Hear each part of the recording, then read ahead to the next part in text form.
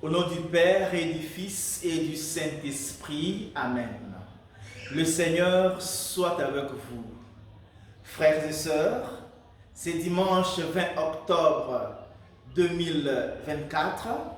C'est la 98e journée mondiale des missions.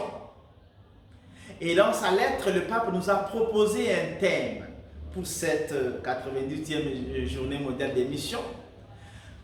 Aller et inviter tout le monde à la noce. Le thème qu'il tire de Matthieu 22, verset 9. Et ces dimanches d'émission, les textes qui nous sont proposés en méditation sont Actes 1, 3 à 8, Psaume 18. La deuxième lecture, c'est 1 Timothée 1, 1 à 8. Et l'évangile Matthieu 28, 16 à 20. Ces textes nous font comprendre que nous sommes tous missionnaires. Et comme dit le pape, dans sa lettre bien sûr, cette journée mondiale des missions intervient dans la phase finale du parcours synodal qui, selon sa devise, qui est communion, participation et mission, cette journée devra relancer l'Église dans sa mission prioritaire, qui est celle d'annoncer l'Évangile dans le monde contemporain. Au fait, être chrétien, c'est un travail. C'est une responsabilité. Et donc on comprend que Jésus, dans la lecture de l'Évangile, il nous envoie annoncer la bonne nouvelle à toutes les nations. Il envoie tout le monde annoncer la bonne nouvelle à toutes les nations. Nous sommes tous responsables de la mission. Nous sommes tous envoyés, malheureusement, dans les champs missionnaires. Nous trouvons 4 catégories de chrétiens ou de croyants qui combattent la mission, qui ne favorisent pas l'épanouissement missionnaire ou l'épanouissement pastoral.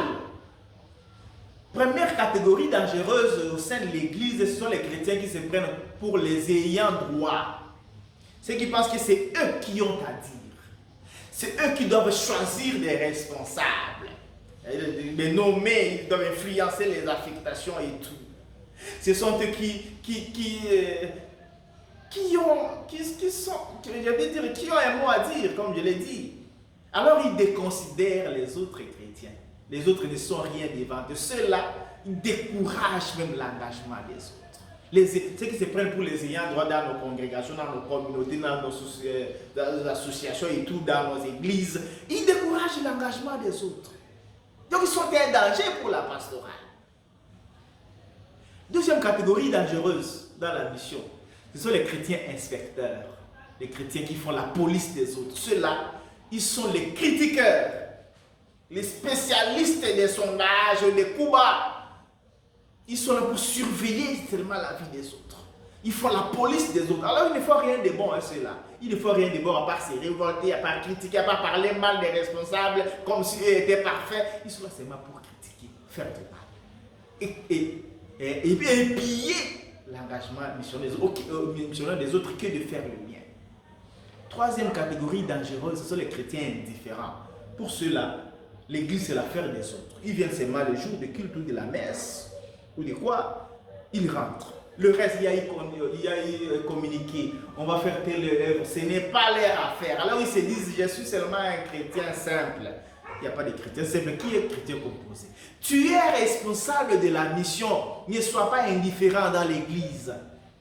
Quatrième catégorie dangereuse, je vous assure, ce sont les chrétiens sectaires. Ceux-là, ils ne considèrent que ce que leur congrégation a dit. Ils ne considèrent que ce que leur groupe mouvement a dit. Ils ne considèrent que leur berger, que leur modérateur, c'est seulement ce qu'il a dit, alors moi je vais suivre seulement ça. Si la paroisse organise quelque chose, si l'église a dit que ce n'est pas leur affaire, les bergers n'ont pas dit, ils ne vont pas faire. Cela divise l'église. Ils sont des sectes dans l'église, ils divisent l'église l'église de l'intérieur. L'église est une et il y a des responsables hiérarchiques qui président à la destinée, donc ils président à la modération, à l'évolution de l'église. Que le Seigneur nous aide à quitter ces castes-là, ne pas se considérer comme ayant droit, ne pas être inspecteur des autres, ne pas être indifférent, ne pas diviser l'église de l'intérieur des sectaires. Que le Seigneur nous aide ces dimanches à aller ensemble. Parce que pour la vie, vous n'êtes plus les étrangers ni les gens des passants. Vous êtes des concitoyens des saints, membres de la famille de Dieu. Éphésiens 2, 19. Tu n'es pas en dehors de l'église. Vis ce que l'église te dit de vivre. Et fais ensemble la mission, ensemble combattons les fausses doctrines, comme Paul le dit dans la deuxième lecture.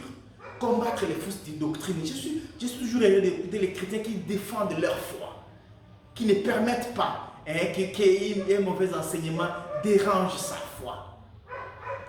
Parce que nous tous, nous avons reçu l'Esprit Saint dont il s'agit dans la première lecture pour être les témoins du Christ. Et le pape dit dans sa lettre, n'oublions pas que chaque chrétien doit rendre témoignage dans sa propre vie et qu'il doit sortir ensemble avec le Christ, aller au carrefour des routes pour faire des disciples et inviter les gens à la noce. Tu es responsable.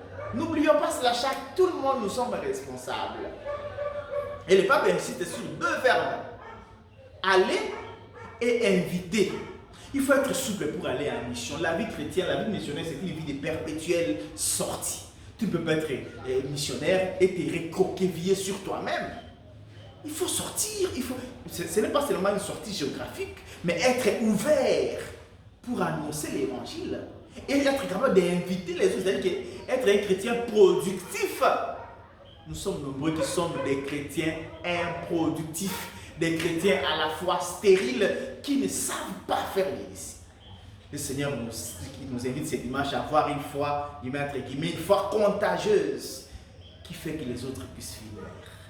Parce que nous sommes invités à vivre la mission tous. Et comme le dit le thème de l'année pastorale dans l'archidiocèse d'Abidjan, vivons tous une église synodale. Nous sommes tous responsables dans la mission.